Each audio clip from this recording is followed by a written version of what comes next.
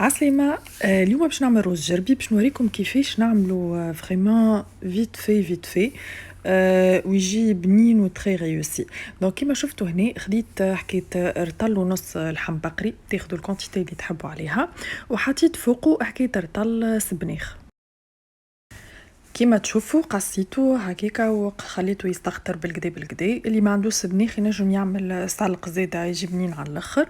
و حطيت عليهم بصله كبيره، يا ما تعملوا بصله كبيره والا زوز بصلات صغار.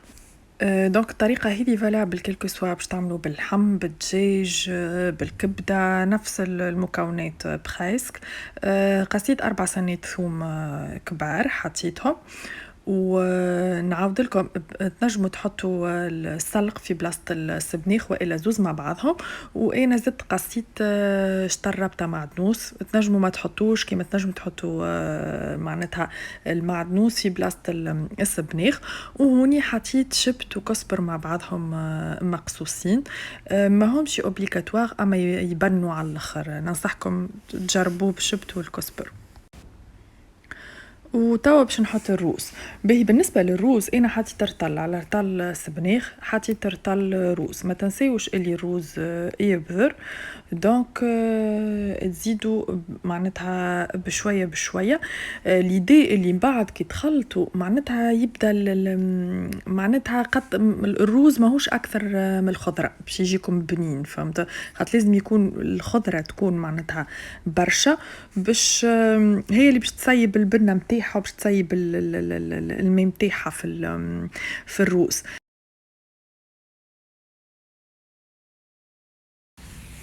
وطبعا باش نحط الطماطم، نحطوا زوز مغارف كبار طماطم معجونه معبين بالكدا. انا يمكن نحط اكثر خاطر انا الطماطم اللي عندي ياسر خفيفه. دونك وما تعملش لون مش كيما الطماطم التونسيه نتاعنا. دونك من بعديك كي باش نخلطها باش نشوف كان نزيد معناتها طماطم ولا لا. طبعا نحطوا الزيت زيتونه. بالنسبه للزيت انا معناتها شخشخوها بالزيت، زيدوا ديما كي باش تزيد بشويه بشويه، ومن بعديك كان يظهر لك ناقص تزيد اكثر. يلزمو يبدا راوي بالكدا الروز باش ما يجيش يابس، باش يجي طري وباش يجي بنين فيوح بالكدا. حطيت مغرفه صغيره ملح، توا باش نبداو نفوحو. دوب الليش كركم ما تكثروش. فلفل احمر، تنجموا تحطوا احمر، فلفل احمر حلو ولا حار ولا ما تحطوش جمله، وبالنسبه للكونتيتي نتوما تعرفوا رواحكم معناتها قداش تاكلوا حار. ومغرفه كبيره طيب له كرويه. شويه فلفل اكحل، كيف الفلفل اكحل حسب الذوق معناتها. وليكيفالون تاع مغرفه كبيره نعناع شايح. انا عندي نعناع معناتها فريش كم جنينه ناخذو ونشيحو وحدي، وكي نبدا باش نستحق نفتفتو هكاكا ونحطو في البلا اللي باش نستعملو فيه. نعناع الشايح ياسر يبنن الرز الجربي. باهي توا باش نخلطوا الروز نتاعنا، وانا ديما في ليتاب هذيا بعد ما نخلطوا بالكدا لازم تخلطوه باش كل شيء يدخل في بعضه. وقتها نشوف نجم نزيد روز، نجم نزيد طماطم، نجم نزيد زيت. فهمتوا معناتها لازم معناتها ديجا يظهر لكم بالعين ساعه تعرفوه كان باش يبدا شايح ولا لا، زيدوا شويه زيت. كان يبدا لونه هكا فاتح برشا تزيدوا طماطم. كما قلت لكم انا الطماطم اللي عندي لهنا ياسر فاتحه ما تلونش بالكدا وخفيفه.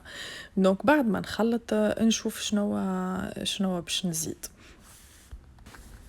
دونك كيما شفتوا انا ظهر لي الروز نتاعي شايح شويه، زدته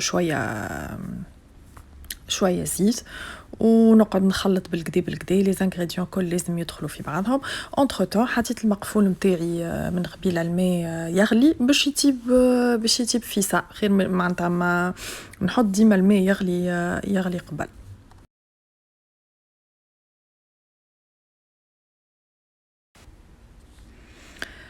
اي فوالا توا سي بون معناتها كملت خلطت نمشي نحطه على المقفول يطيب. ديما نعمل حفرة هكاكا في الوسط باش يخرج البخار. نخليه يطيب على نار متوسطة ولا نار قوية شوية مش مشكل. والاستوس اللي نجم نعطيه لكم اللي كي تبداو باش تخلطوه تهبطوه كاريمون معناتها في شقالة تخلطوه وتعاودوا ترجعوه باش يتخلط كله مع بعضه باش معناتها يبدا هوموجين كي يطيب. وهذا رز الجربي متاعي حذر. شوفوا كيفاش هاكا كعبة بكعبة غير بسمتي استعمل. وحاجة نسيت ما قلت لكم تنجموا تحطوا فيه جلبانة تنجموا تحطوا حمص انا ذو مزوز مع وليدي ما ياكلوهمش دونك ما نستعملهمش. وصحة لكم.